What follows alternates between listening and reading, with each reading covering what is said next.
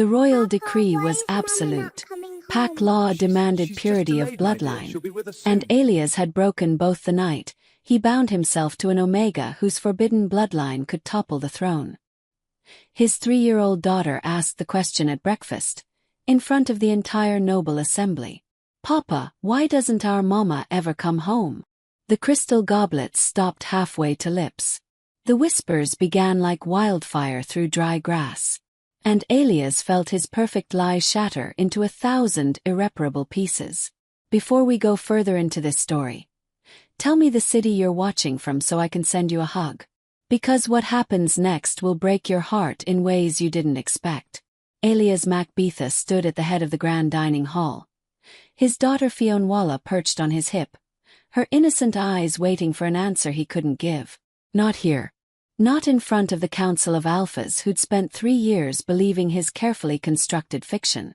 The fiction that said his Omega had died in childbirth. The fiction that made his daughter legitimate.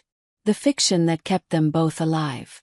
But Fionnuala had her mother's eyes, those distinctive amber flecks that marked the bloodline everyone thought extinct.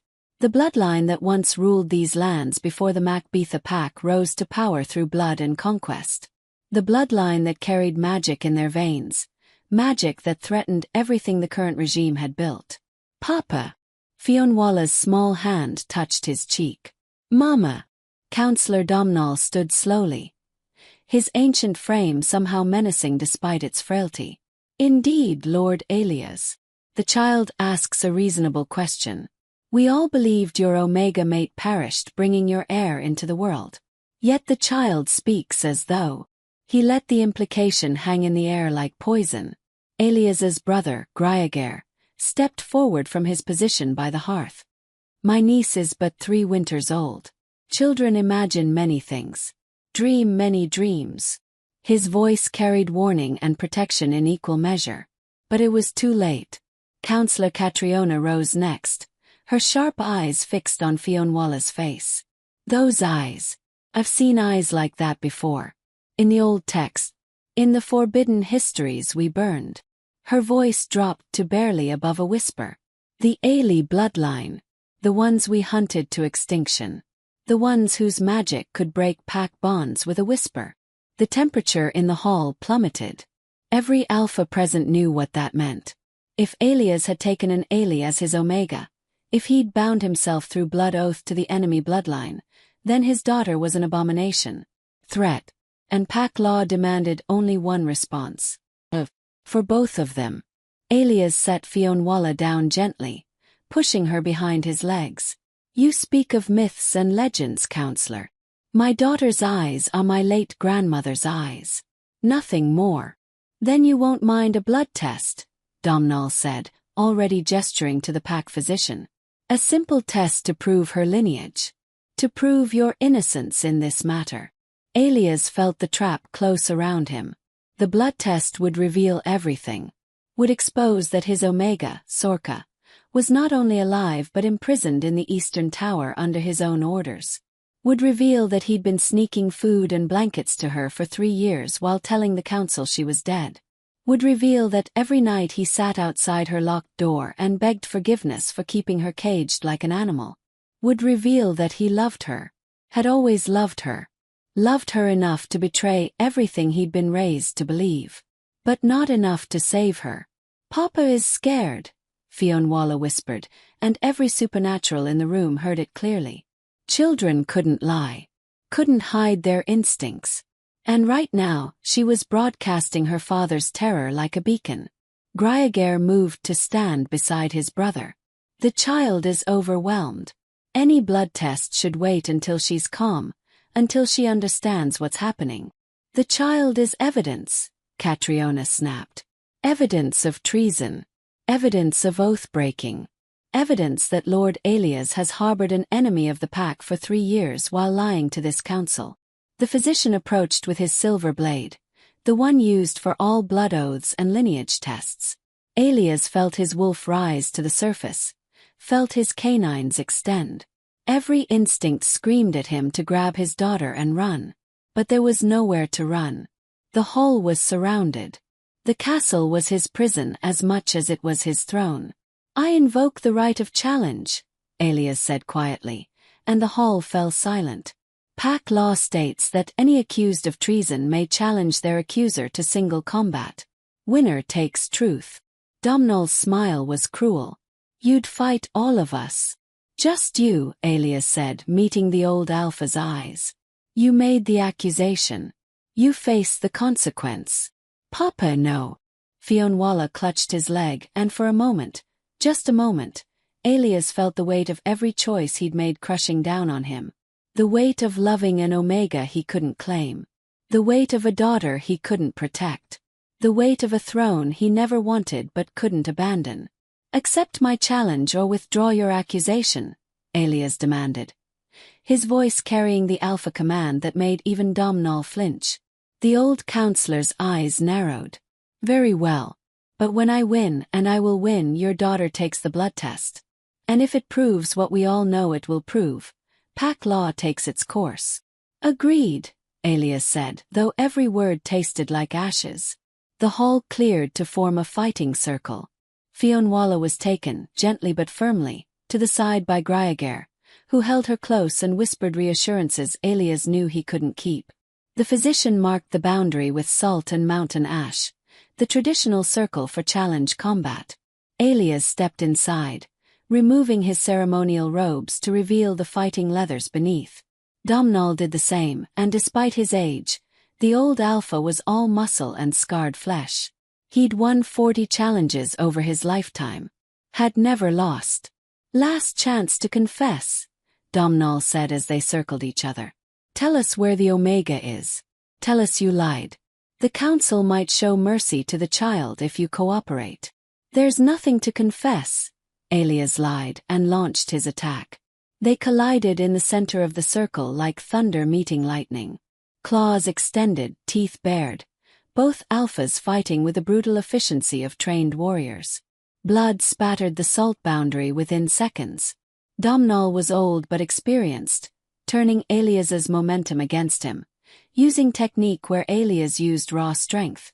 "You fight well for a liar," Domhnall snarled, his claws raking across Alias's ribs. "Does your Omega watch you from wherever you've hidden her? Does she know you fight for a daughter you're too coward to acknowledge?" Alias roared, the sound shaking the ancient stones of the hall. His fist connected with Domhnall's jaw, snapping the old alpha's head back. "You know nothing about courage. Nothing about love. You only know power and fear." "Love?" Domhnall laughed, spitting blood. "You speak of love while your Omega rots in whatever cell you've locked her in. While your daughter grows up without her mother. That's not love, boy. That's cowardice wearing love's mask." The words hit harder than any physical blow. 'Cause they were true. Every word was true. Alias had told himself for 3 years that he was protecting Sorka by hiding her, by keeping her existence secret. But he was only protecting himself. Protecting his throne. His reputation. His precious pride. Sorka had begged him to let her go. To release her from the tower and let her flee to the border territories where the council's law didn't reach. But he'd refused. Had told her it was too dangerous, that they'd hunt her down. But really, he couldn't bear the thought of losing her completely. Of her being free while he remained trapped in his golden cage. Domhnall sensed the hesitation and struck. His claws found Alias's shoulder, tearing through muscle and sinew. Alias stumbled, falling to one knee as blood poured from the wound.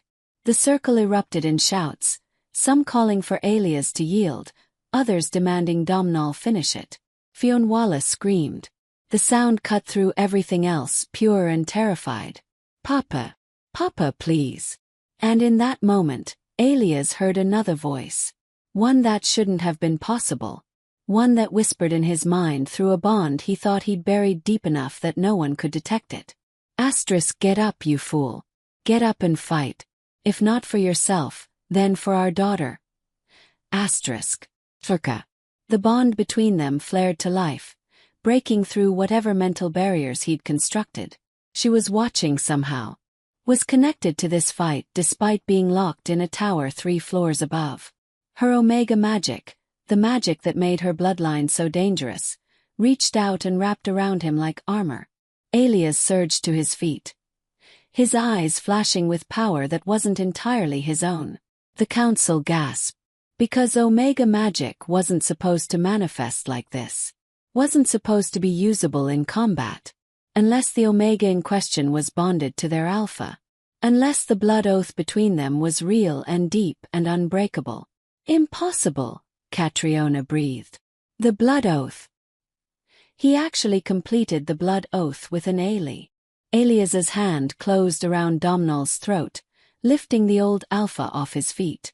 The fight was over. Everyone knew it. But instead of delivering the killing blow, Elias threw Domhnall across the circle, where he crashed into the salt boundary and lay gasping. I yield the challenge, Domhnall wheezed, and by pack law, that made Elias the winner. Elias turned to face the council, his shoulder still bleeding, his body trembling with exhaustion and borrowed magic. I invoke the winner's truth.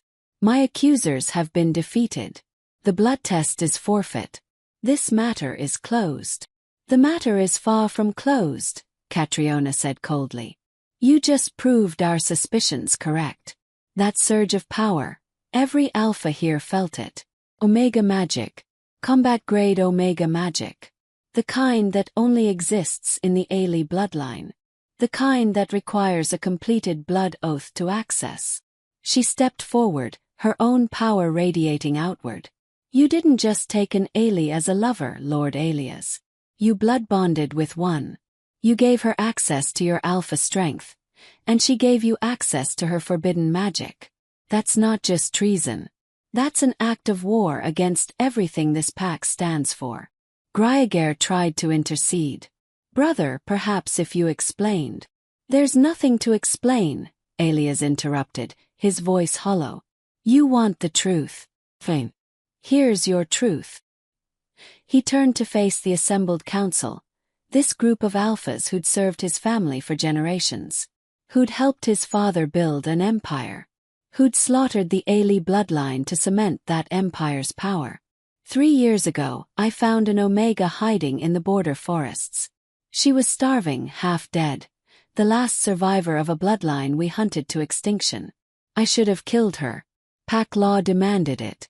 My father would have killed her without hesitation.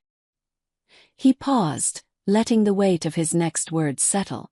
But I looked into her eyes, and I saw something I'd never seen before. Not fear. Not hatred. Just resignation. She was ready to die. Expected it. And in that moment, I realized we'd become monsters. The hall was silent except for Fionnuala's quiet sobbing in Gryager's arms. So I hid her, Elias continued. Brought her to the castle in secret. Put her in the eastern tower where no one goes. And yes, I blood-bonded with her. 'Cause she was my mate. Because the Omega bond chose her for me. And I was too much of a coward to reject it even though I knew it would destroy everything. Where is she now? Catriona demanded. Elias met her gaze steadily. Where she's been for 3 years. Locked in the eastern tower.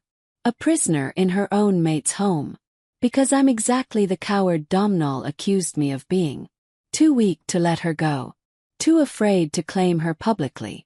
So I keep her locked away like a shameful secret while our daughter grows up asking questions I can't answer. The confession hung in the air like a death sentence. Because that's what it was. By admitting to harboring an enemy, to blood bonding with forbidden bloodline, to lying to the council for years, Elias had just signed his own execution warrant. Then pack law is clear, Domhnall said, struggling to his feet. Lord Elias Macbetha, you are hereby stripped of your title and position. You and your Omega are sentenced to death for treason. The child. He glanced at Fionnuala. The child will be raised by the pack, her mother's bloodline purged from her through proper training and... No. The word came from the doorway, spoken in a voice like honey and smoke. I don't think so. Every head turned. Standing in the entrance to the hall, flanked by 2 very confused guards, was an Omega who shouldn't have been able to leave her tower prison. Her auburn hair fell in waves around a face that was gaunt from 3 years of inadequate feeding but still beautiful enough to make the entire room catch its breath. Her amber eyes, Fionnuala's eyes, swept across the assembly with regal bearing that spoke of ancient bloodlines and forgotten power. Sorcha Mackelly, last of the Ailey bloodline, walked into the hall like she owned it. "Mama!" Fionnuala broke free from Gryager's grip and ran across the hall. Sorcha caught her daughter, lifting her up and holding her close with the fierce desperation of a mother who'd been separated from her child for far too long. Their reunion was a raw, beautiful wound that made even the hardest alpha look away. "How did you?" Alias started, but Sorcha silenced him with a look. "You think your locks could hold me if I truly wanted to leave?" She laughed bitterly. "I stayed in that tower because you begged me to. Because you convinced me that it was for our daughter's safety. That if the council knew about me, they'd kill us both. But I've spent 3 years listening through stone walls. Hearing you lie to everyone including yourself. Hearing you tell the council I was dead while you whispered apologies through my door at night." She set Fionnuala down but kept the child close to her side. "No more. I'm done being your shameful secret. I'm done watching my daughter grow up thinking her mother abandoned her. If you want to kill me, Councillor Domhnall, then do it. But do it honestly. No more pretending I'm already dead. No more hiding the truth of what your pack did to mine." Catriona stepped forward, her hand on the ceremonial blade at her hip. "You speak boldly for someone surrounded by enemies, Omega." "Enemies?" Sorcha's laugh was sharp as broken glass. "Is that what we are? I thought perhaps we were simply people who chose violence over understanding. People who chose power over compassion. But yes, if you insist, enemies works too." She turned to address the full council, and despite being an Omega facing a room full of alphas, her presence dominated the space. "My bloodline ruled these lands for 800 years before yours rose to challenge us. We ruled with magic and wisdom, not claws and conquest. And yes, our magic was powerful. Powerful enough to break pack bonds, to shatter alpha commands, to level castles with a word." The council shifted uneasily. These were legends they'd tried to bury. Histories they'd rewritten to make themselves the heroes. "But do you know what we never did?" Sorcha continued, her voice dropping to barely above a whisper.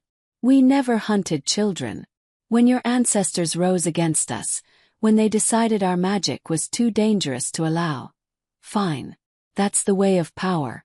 But when we fought back, we never targeted the innocent. We never slaughtered pups in their beds.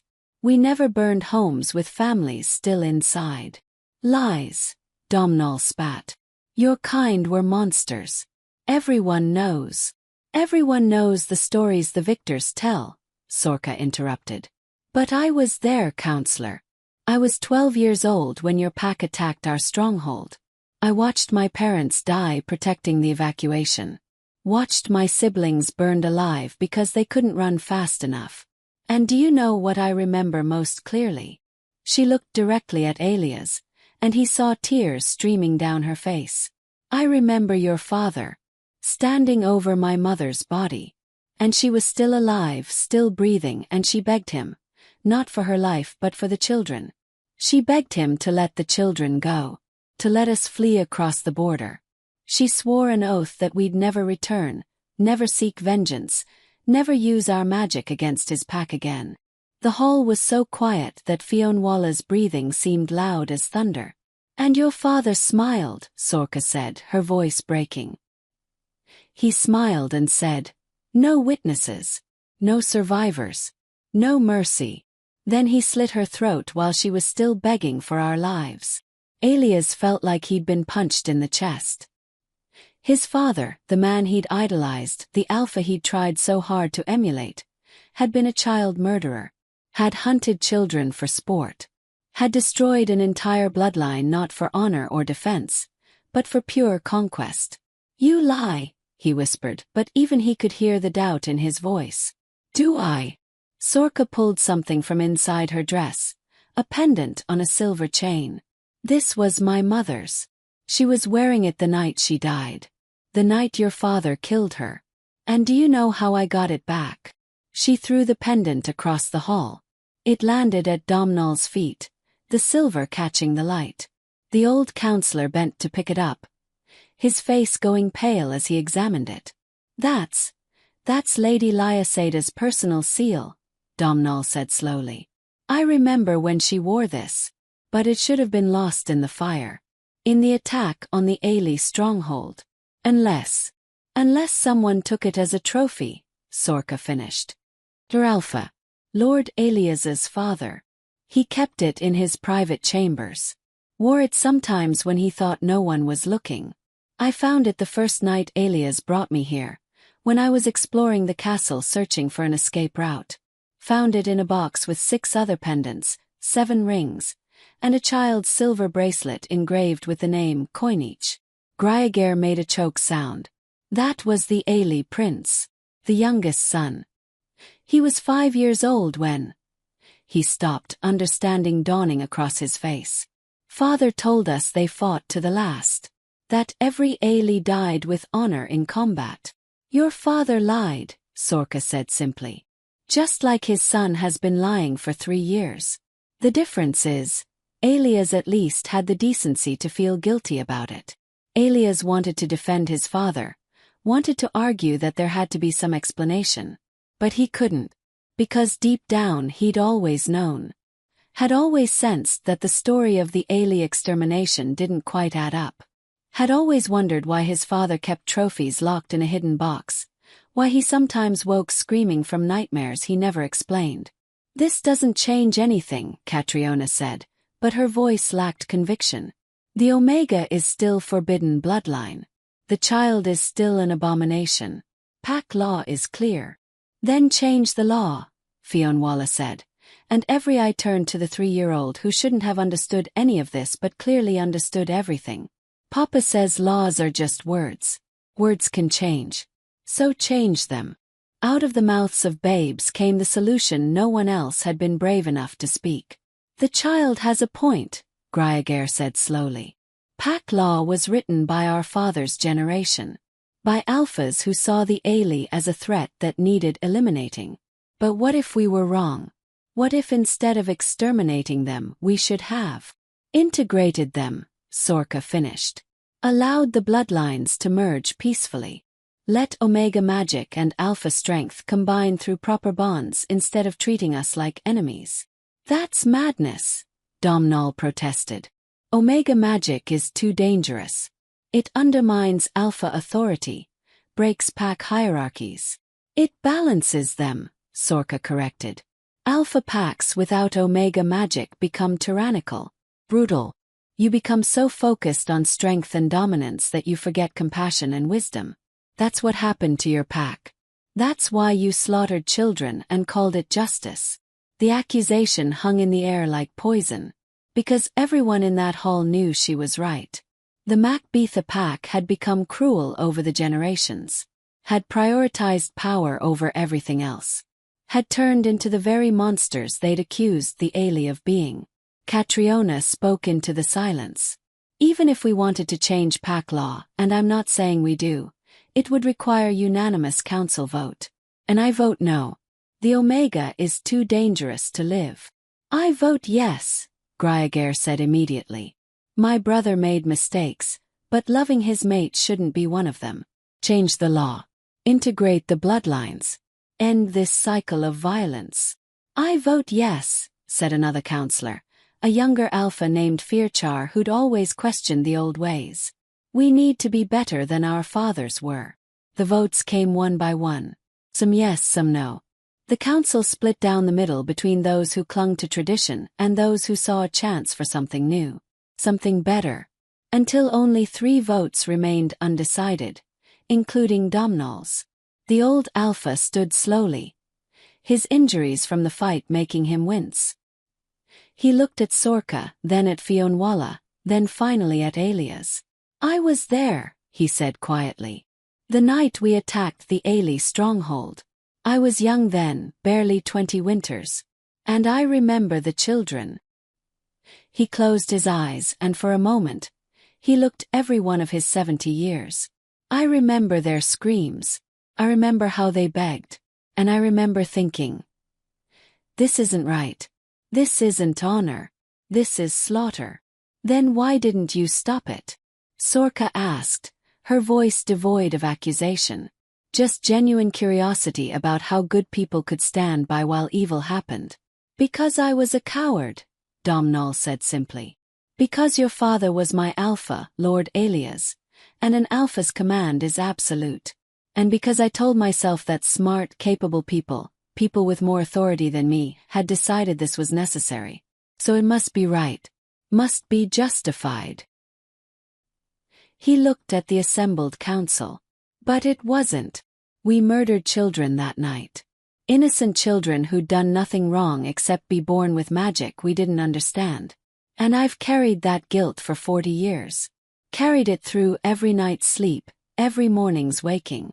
Waited for someone, anyone, to give me a chance to make it right.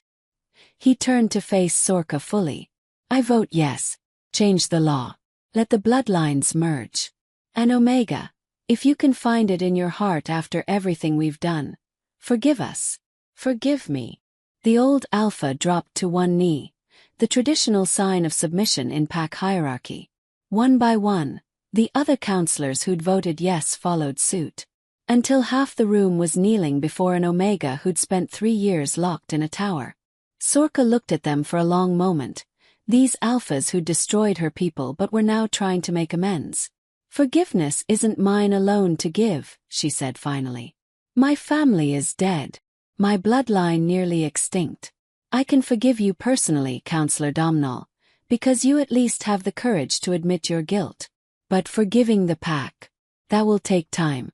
Years maybe. And it starts with action, not words. What do you want from us? Catriona asked, still standing, still defiant. Release the historical records, Sorka said immediately. The real ones, not the sanitized versions you teach children. Let the pack know what actually happened to the Ailey. Let them decide if that's who they want to be. That could destabilize everything, Catriona protested.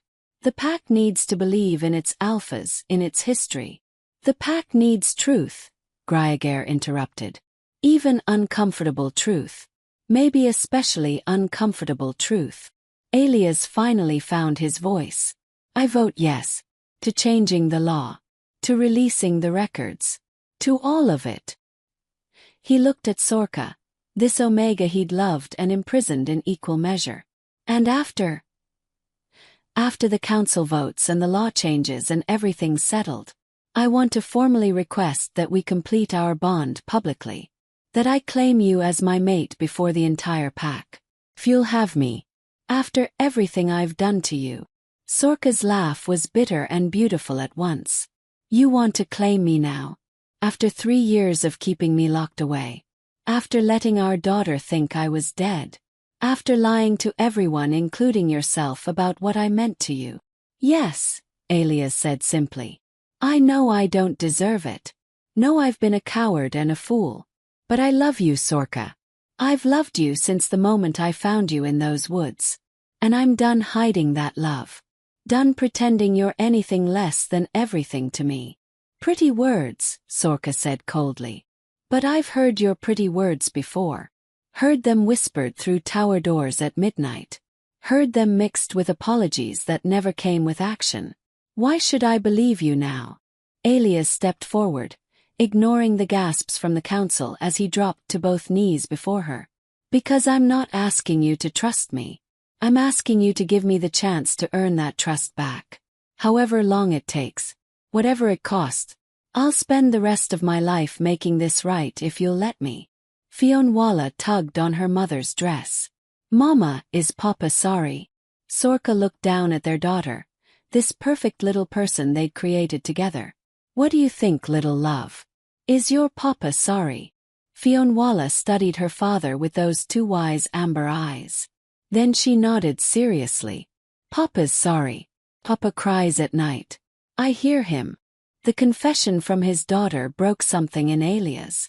The careful control he'd maintained shattered, and he bent forward, pressing his forehead to the cold stone floor. "I'm so sorry. To both of you. For everything. For every day you spent locked away. For every lie I told.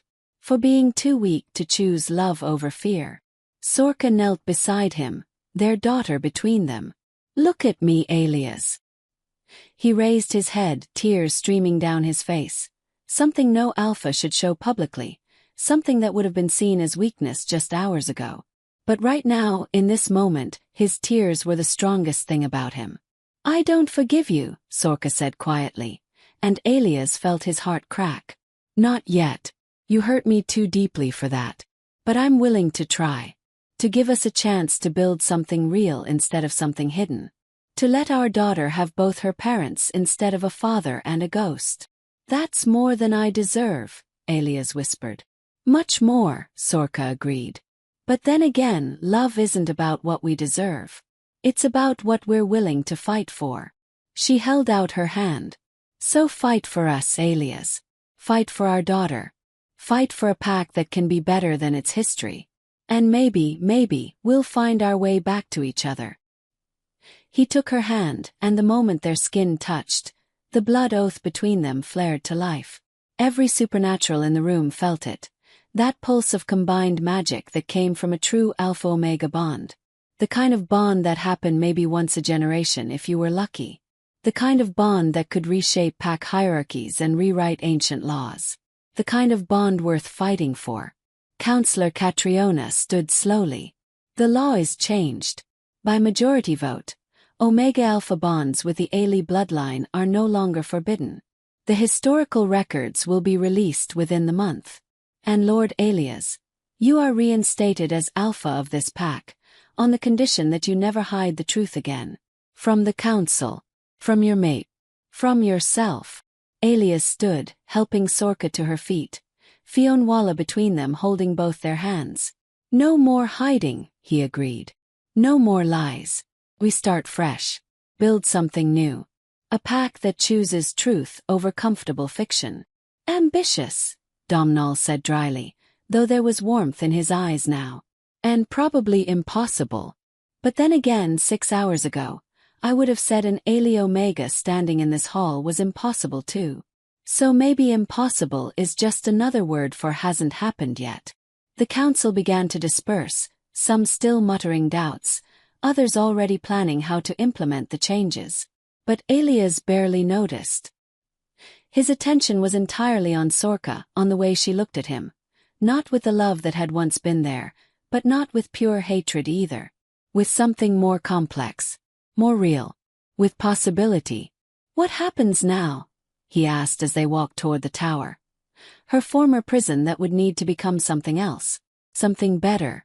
"Now," Sorka considered the question. "Now we figure out how to be a family. How to parent our daughter together instead of in shifts. How to be mates instead of captor and captive." She paused at the base of the tower stairs. "And you move all my things out of that room. I'm not sleeping in a prison cell anymore, even if the lock is gone. I'll have your belongings moved to the Alpha's chambers," Elias said. "Our chambers. If you want them." Sorka studied him for a long moment. "I'll take the guest suite next door. Close enough that Fionnuala can reach both of us. Far enough that you remember, every single day, that you haven't earned the right to share my bed yet. That's a privilege you'll have to work for." Stung, but it was fair. More than fair. "How long?" "However long it takes," Sorka said. "Could be months. Could be years.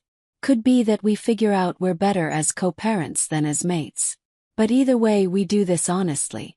No more hiding. No more half-truths." "No more hiding," Elias agreed. He bent down to Fionnuala's level. "And you, little love. I'm sorry you had to grow up without your mama. Sorry you had to ask that question today. But I promise you, from now on both your parents will be here. Every day. Together." Fionnuala hugged his neck fiercely. "I knew Mama wasn't dead," she whispered. "I dreamed about her. She sang to me at night." Elias looked at Sorka over their daughter's head. "You could reach her. Even locked in the tower." Omega magic, Sorka said softly. It doesn't require proximity, just love. I sang to her every night. Told her stories about our bloodline. About her grandmother who could make flowers bloom in winter. About her great-grandfather who could speak to storms. About all the beautiful, magical people she came from. I heard the songs, Elias admitted. Late at night. Thought I was going mad. Hearing music that shouldn't have been possible. But it was you. Reaching out to our daughter across stone and steel and all my useless locks. Love finds a way, Sorka said. Even when we try to wall it away. Even when we convince ourselves that separation is protection. Love finds a way through. They stood there in the tower base. This place that had been prison and refuge and shame all tangled together. Above them, 3 years of isolation waited in a room that would soon be empty. Below them, the castle full of alphas who just voted to change centuries of law. Around them, the beginning of something new. Fragile and uncertain but possible. And between them, a daughter who'd asked the question that shattered everything. Come on, Gryager called from the doorway. The pack is gathering in the main courtyard. They've heard what happened in council. They want to meet their new. Well, I guess she's not new, is she? They want to meet Sorka. Want to see for themselves that the scary Ailey Omega is just a person. Just a person who could level this castle with the right spell, Catriona added, appearing behind Gryager. We should probably mention that to the pack. Set some expectations about what Omega magic can actually do. Sorka smiled, and it wasn't entirely friendly. Worried I'll use my terrible powers to destroy you all, counselor? Frankly. A bit, yes, Catriona admitted. You have every reason to hate us. Every reason to want revenge. So what's stopping you? Sorka looked at Fionnuala, at Elias, at this imperfect family they'd somehow created. Her. She stops me. Because she's half Macbetha and half Ailey. And if I destroy one half, I destroy her. And I won't do that. Won't let my daughter grow up in a world where her mother became the monster everyone feared we were. She turned to face the assembled council members. But make no mistake, I remember everything. Every name, every face. Every alpha who participated in the slaughter of my family. And if you ever threaten my daughter, if you ever make me regret choosing mercy over vengeance, I will remind you exactly why your ancestors feared the Ailey bloodline. The threat hung in the air, beautiful and terrible. Catriona actually took a step back. Fair enough, the counselor said finally. Let's go meet the pack. The courtyard was packed. Word had spread through the castle like wildfire. The Alpha's dead Omega was alive. The forbidden Ailey bloodline survived. Everything they'd been taught was a lie. The crowd buzzed with confused energy, equal parts curiosity and fear. Elias stepped onto the raised platform first. His hand tight around Sorka's. Fionnuala rode on her mother's hip. Her small face pressed against Sorka's neck. The crowd fell silent as they appeared. Hundreds of eyes fixed on the Omega who shouldn't exist. 3 years ago, Elias began, his voice carrying across the courtyard with alpha command. I told you my Omega died in childbirth. I told you my daughter's mother was gone. I told you we should honor her memory and move forward.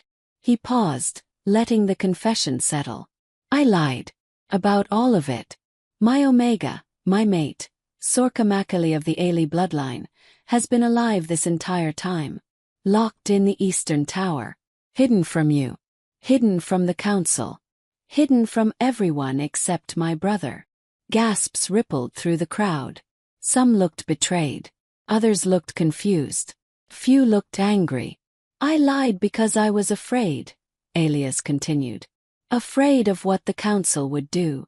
Afraid of what pack law demanded. Afraid that loving someone from the forbidden bloodline made me weak. Made me a traitor. Made me unworthy of leading this pack. Sorka squeezed his hand, a small gesture of support that didn't go unnoticed by the crowd. But today, Elias said, his voice growing stronger, my daughter asked me a question. Asked why her mama never comes home. And in front of the entire council, In front of all the alphas who make our laws and judge our actions, my carefully constructed lie fell apart. Because children can't lie. Can't hide truth. They just ask the questions we're too coward to answer. He looked at Sorka, at this woman who'd endured 3 years of imprisonment because he'd been too afraid to choose love over law. So here's the truth. All of it. No more hiding. The Omega standing beside me is my mate. The woman I blood bonded with. The mother of my child. And yes, she's Ailey. The last survivor of a bloodline we hunted to extinction. A bloodline we slaughtered not because they were evil, but because they were powerful in ways we didn't understand. Lies, someone shouted from the crowd. The Ailey were monsters. They used magic to control us, to break pack bonds. Did we? Sorka's voice cut through the noise like a blade. She stepped forward, and despite being an Omega facing a courtyard full of hostile alphas, her presence commanded attention. Did we use magic to control you? Or did we use magic to protect ourselves from your attempts to control us? She shifted Fionnuala to her other hip. My mother could break pack bonds. That's true.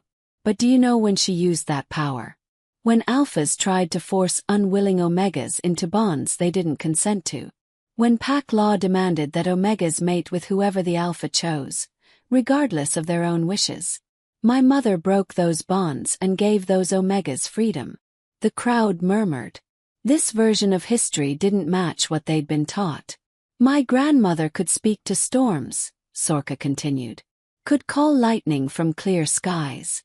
And yes, she used that power in battle. But do you know why? Because your ancestors attacked our settlements, burned our homes, killed our children. She called storms to protect the innocent, not to conquer the guilty. She looked across the sea of faces, these people who'd been taught to hate her kind. Everything you know about the Ailey is propaganda written by the victors. You've been taught that we were dangerous, evil, monsters who needed exterminating. But the truth is simpler and more terrible. We had power you couldn't control. And rather than coexist with something you couldn't dominate, you chose to destroy it. Then why not destroy us now? A voice called out, young, challenging. If we're the real monsters, why not use your magic to wipe us out? Take revenge for everything we did to your people. Sorka found the speaker in the crowd. A female alpha, barely out of her teens, with the hard eyes of someone who'd grown up hearing scary stories about Ailey Omegas. Because revenge is a cycle that never ends. My family killed yours, so you kill mine, so I kill yours, on and on until nobody remembers why we're fighting anymore. Just that we are. Just that we always have been. She kissed the top of Fionnuala's head. I want better for my daughter. Want her to grow up in a pack that chooses understanding over fear. That sees difference as strength rather than threat. That judges people by their actions, not their bloodline. Pretty speech, someone else called. But how do we know you won't wait until we trust you and then strike? How do we know this isn't all an elaborate plan for revenge? You don't, Sorka said simply. Trust isn't something you can prove in a single conversation. Something you build over time through consistent action. So judge me by what I do, not what you fear I might do. She's been locked in a tower for 3 years, Gryager added, stepping forward to join them on the platform. If she wanted revenge, she could have escaped at any time. Could have burned the castle from the inside. Could have killed my brother while he slept. But she didn't. She stayed because she believed, foolishly perhaps, that someday we'd be better than our fathers were. And are we? That question came from Domhnall, who'd made his way to the front of the crowd. Are we better? Because from where I stand, we've spent 3 years letting an innocent Omega rot in a cell while her child grew up motherless. We've spent decades teaching our children to hate an entire bloodline because their magic scared us. We've built an empire on the graves of people whose only crime was being different. The old counselor's voice cracked. I was there. The night we exterminated the Ailey. I was young and stupid and followed orders without question. And I've spent 40 years trying to forget the screams. The children begging for mercy. The parents dying to protect pups who died anyway. We weren't heroes that night. We were murderers. And every night since, I've woken up remembering that truth. The courtyard had gone silent. Nobody had ever heard Domhnall speak like this. Nobody had ever heard any of the old alphas admit doubt about the rightness of their actions. So yes, Domhnall continued, we can be better. Should be better. Must be better if we want our children and grandchildren to live in a pack worth being proud of. And it starts with admitting we were wrong. Starts with acknowledging the harm we caused. Starts with giving the last Ailey survivor the respect and honor we should have given her bloodline from the beginning. He turned to face Sorka directly. On behalf of the Macbetha pack, on behalf of the alphas who participated in the attack on your stronghold, on behalf of everyone who benefited from your family's destruction, I am deeply, profoundly sorry. We were wrong. All of us. And if you can find it in your heart to stay, to build a life here despite everything we've done, I swear on my honor as an alpha that no one in this pack will ever threaten you or your daughter again. Sorka's eyes shimmered with unshed tears. That's a big promise, counselor. Are you sure you can keep it? No, Domhnall admitted. But I'll die trying. We all will. He looked at the assembled pack. Won't we? The response was scattered at first. A few voices agreeing, others remaining silent. But slowly, like a wave building, more voices joined in. Promises of protection. Vows of acceptance. Apologies from alphas who'd never personally harmed the Ailey but who'd benefited from their destruction. Fionnuala watched it all with wide eyes. Too young to fully understand but old enough to sense the importance. Mama, she whispered. Are you going to stay? Sorka looked at her daughter, at Ailia's, at the crowd of people who'd just promised to protect her. I don't know, little love. What do you think? Should we stay? Yes, Fionnuala said immediately. Papa's here. And Uncle Griager. And so many people. If we leave you'll be sad. Papa will be sad. I'll be sad. Well, Sorka said, a genuine smile crossing her face for the first time in 3 years. We can't have everyone being sad, can we? The crowd erupted in cheers. Relief mixed with celebration mixed with genuine joy. Because despite everything, despite the lies and the fear and the terrible history, they were choosing something better. Choosing to move forward instead of remaining trapped in the past. But not everyone cheered. In the back of the courtyard, a small group of alphas stood silent. Their faces were hard, their body language hostile. And Ailias recognized them. Traditionalists who'd never questioned pack law, who saw change as weakness, who believed the old ways were best because they'd always been done that way. Trouble. That's what those faces promised. Not today, maybe not tomorrow, but eventually. Because changing laws was easy compared to changing hearts. Catriona had noticed them too. She leaned close to Ailias. We'll need to watch them. The hardliners. They won't accept this easily.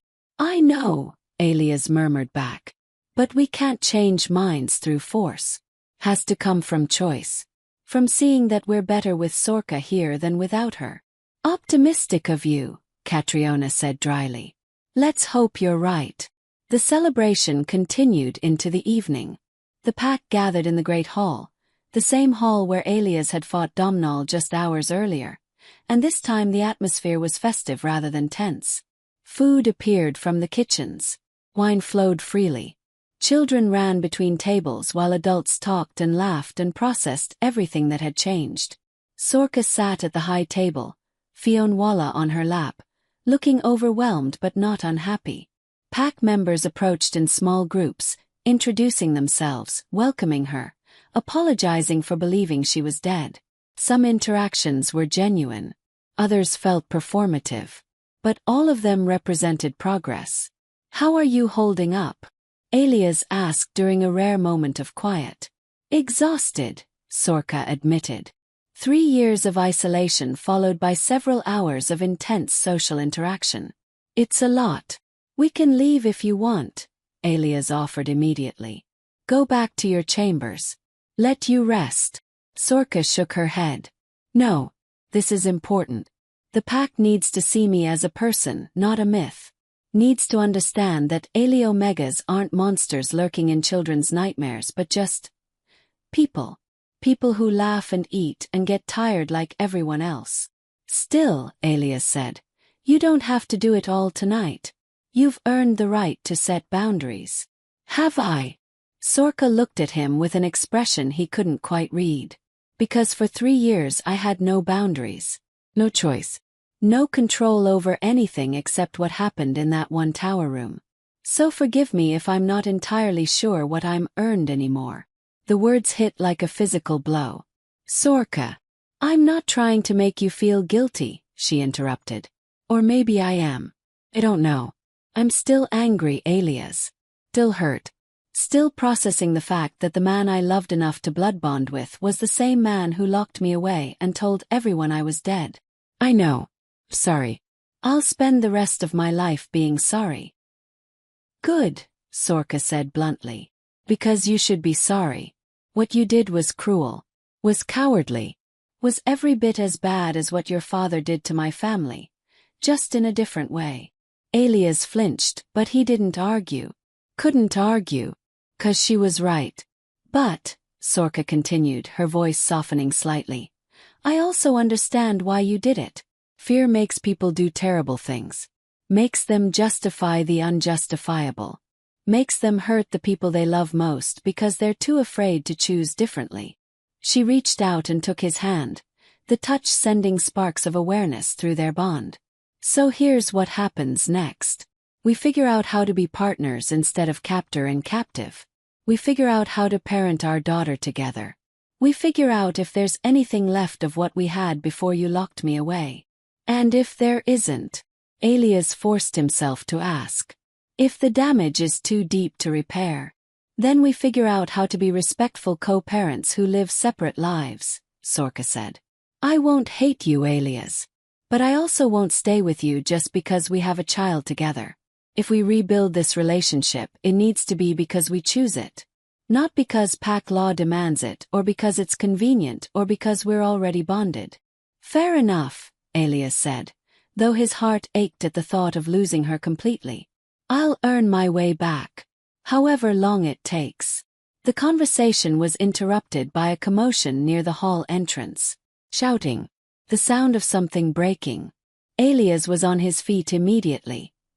His alpha instincts flaring to life. One of the hardliners from the courtyard, an alpha named Uilim, had grabbed a younger pack member and was shaking him violently. You don't welcome her. She's the enemy. She killed our ancestors, killed. That's enough. Alias's command rolled through the hall with enough force to make everyone freeze. He stalked toward Uilim, his power crackling in the air around him. Release him.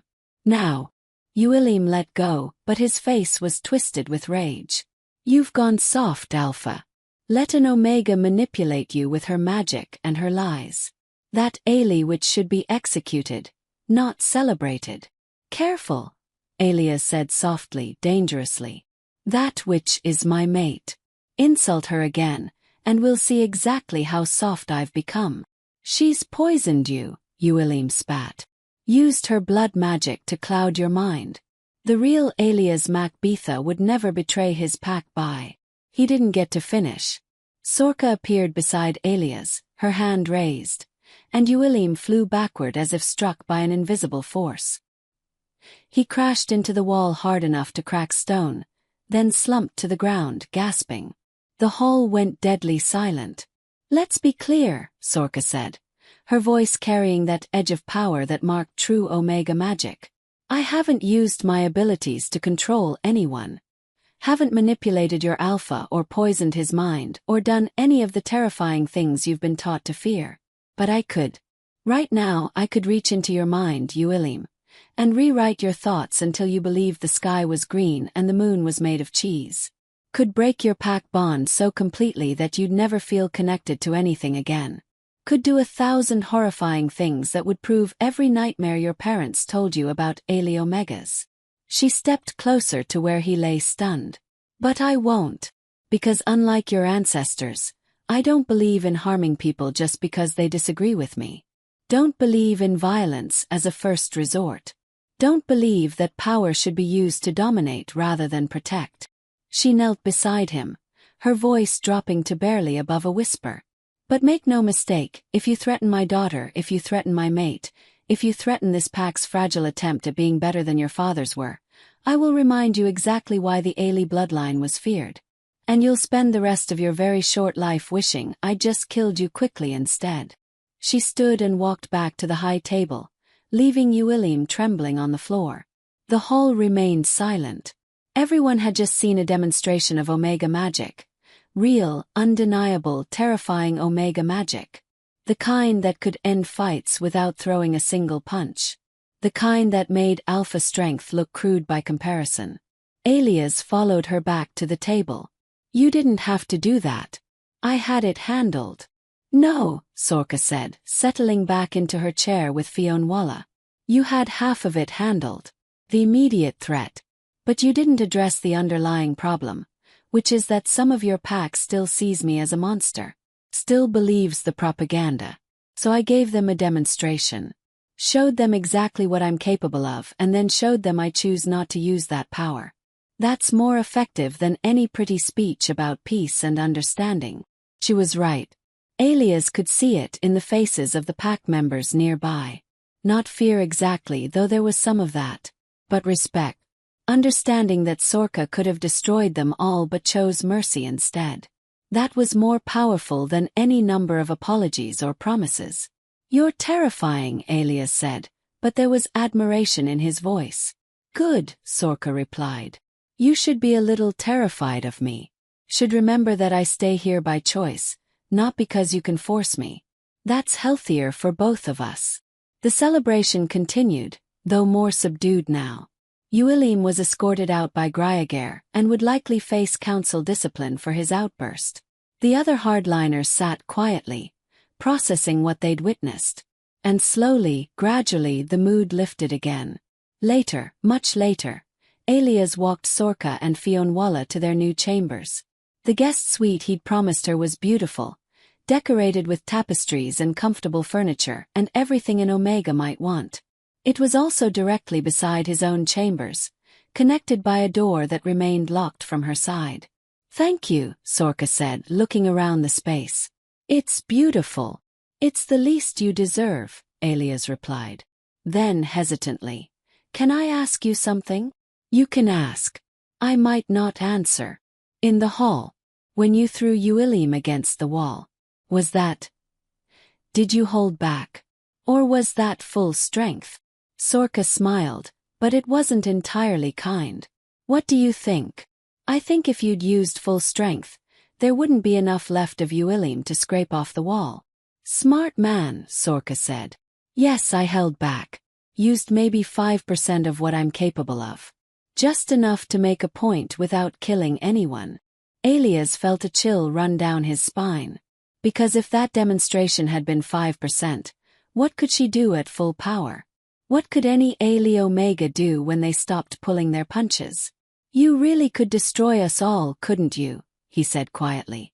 Individually. The entire pack at once. Probably. The castle itself. Definitely. She picked up Fionnuala, who'd fallen asleep during the walk. But I won't. Not unless you give me no other choice. Not unless this attempt at peace turns out to be another lie. It's not a lie, Alias promised.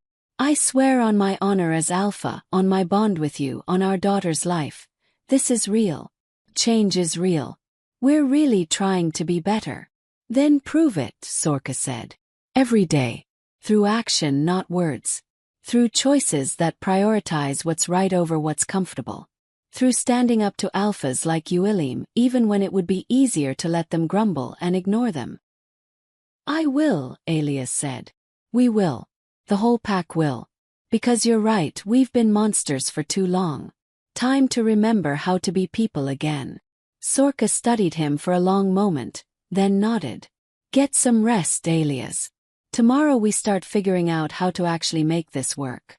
She closed the door, leaving Alias standing alone in the corridor. He pressed his hand against the wood, feeling her presence on the other side through their bond. So close, so impossibly far, But they'd start tomorrow. Would figure it out step by step. Would build something new from the ruins of everything that came before. Assuming the hardliners let them. Assuming the pack truly wanted to change. Assuming that 40 years of propaganda could be overcome by good intentions and honest effort. Elias went to bed that night with equal parts hope and dread churning in his gut. Because today had been a victory. But tomorrow would bring new challenges. New tests of their fragile peace. New chances to fail or succeed. And somewhere in the pack, Uillim nursed his injuries and plotted revenge. Because men like him didn't change through demonstration or shame or even physical defeat. Men like him doubled down. Got angrier. Found others who shared their hatred and organized that hatred into something dangerous. The story wasn't over. It was just beginning. And the happy ending Elias wanted, the one where he got his mate back, where his daughter grew up safe, where his pack became better, that ending was far from guaranteed. It would take work, sacrifice, and even then it might not be enough. But for the first time in 3 years, Elias had hope. Real hope. The kind that came from facing truth instead of hiding from it. From choosing love over fear. From believing that people could change if they wanted it badly enough. Tomorrow would tell if that hope was justified.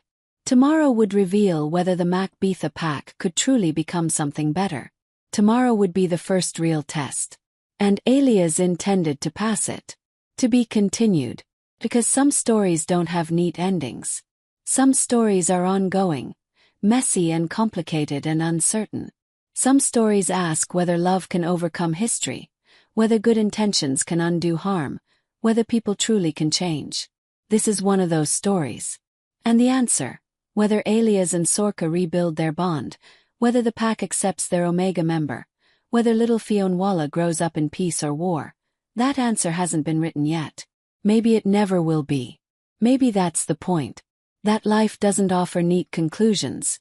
Just moments of choice. Moments where we decide who we want to be.